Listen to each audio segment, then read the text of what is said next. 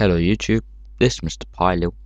This is how to use the Scar L carbine in Battlefield Bad Company 2, and this is gameplay on Ilsa Innocentes. So stats on screen now. Damage, it's usually 20 damage per round, and the damage starts to drop off from 20 damage at about 18 meters, and then around about 40 meters, just over that, it goes to 12.5 damage per round. Rate of fire is 600 per second, not per second, sorry, 600 rounds per minute. Reload time, to add to your magazine, if the magazine isn't empty, it takes 2.475 seconds. If you're completely reloading from an empty magazine, it takes 3.3 seconds. There's a slight recoil, and the kick, there's kind of a big kick as well, but to be honest, because there's a suppressor on the gun already, I don't think that really matters that much. Just need to level it out really, just try and shoot in short bursts. There is a 30 magazine, 30 round magazine. It is that big. I think this is one of the biggest for the engineer classes. It's quite a big magazine, to be honest, for engineer. If you put on the extra ammo, I think it goes up to I can't actually remember. I think it goes up to about, oh no, it doesn't go up to anything, it just stays at 30, and then the thing gets, the whole lot of ammo you got goes up to 120. This gun, really want to rush with it, seeing as it is an SMG. You want to also try and be utilizing the handgun and the RPG, or the 80 mines, whichever one you prefer, to its highest potential possible. But back to the Scar L itself, you want to be using this at a short to medium range, not far range. The SMGs, not any SMG whatsoever, is terrible at far range. Just don't use it at far range. I'll show you close range combat just here in the gameplay. So you see there, that's close range kill right there. Took 9 bullets to kill him. And also this guy right here, that one took 11 bullets to kill him, but that's because my aim was a bit off. So yeah, off the topic of the actual gun itself now.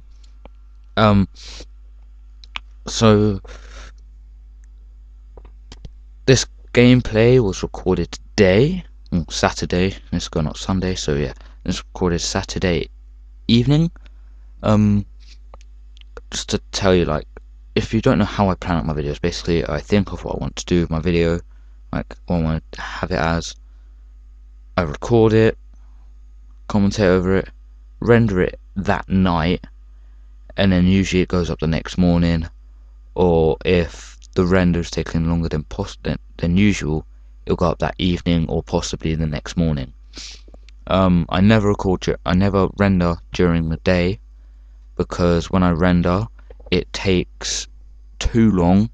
Like my laptop, it's not got much RAM left on it, because I use a lot of it up with all the video editing software I have and all the recording, and so it's, yes, it does annoy me. So I always render it overnight when I'm sleeping.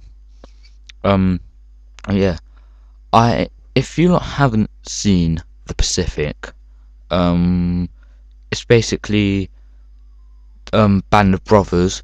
If you haven't seen that or the Pacific, then you're missing out a lot. Basically Band of Brothers, if you didn't know what that is, it is the the Americans in the European campaign during World War II. The Pacific, as you can tell, is the American campaign in the Pacific during World War II against the Japanese, the Imperial Navy, Hirohito, all that lot.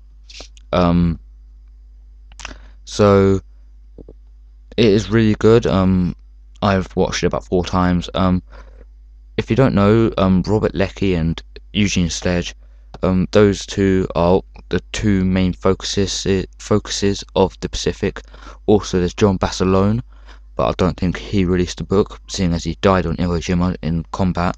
But I've recently brought Helmet for My Pillow by Robert Leckie and With the Old Breed at Okinawa and Peleliu by Eugene Sledge. I'm reading Helmet for My Pillow at the moment first, because seeing as Robert Leckie's story is before Eugene Sledge's in the actual Pacific, like the movie of it, I thought I'm going to read that one first and then go to Eugene Sledge, because it'll just seem a lot more easier for me.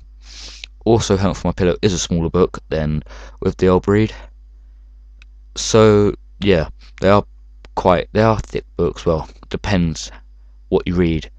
If you read like massive 1,000-word books, then it will seem like a really small book. You probably read it in about an hour.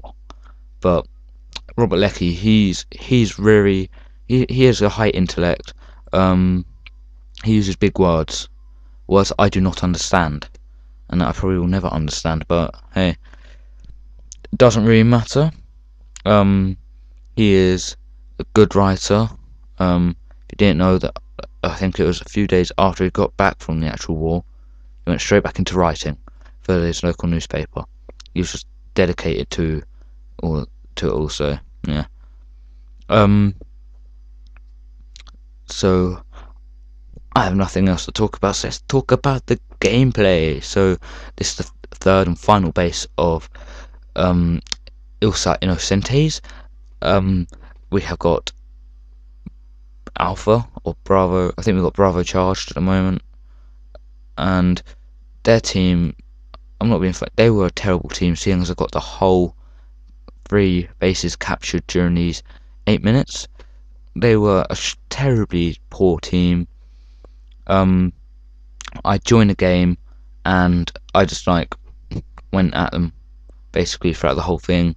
They had kind of no chance whatsoever in this match. We had a really strong team. See, we've got 2nd charge set already, and we've got 50 something tickets left. That death there, 2nd death of the whole match I got. So only 2 deaths I got in the whole thing, the whole game. I don't end up respawning again. I believe I end up, yeah, I'm just about to spawn and the game finishes. Your team won. Pretty awesome, you know. I love the cutscenes at the end of these matches, because they're always really good.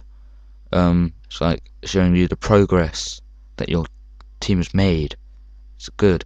So here I went 7 and 2 with a KD of 3.5. It looks there, pretty cool. So that is it. So till next time, see ya, YouTube.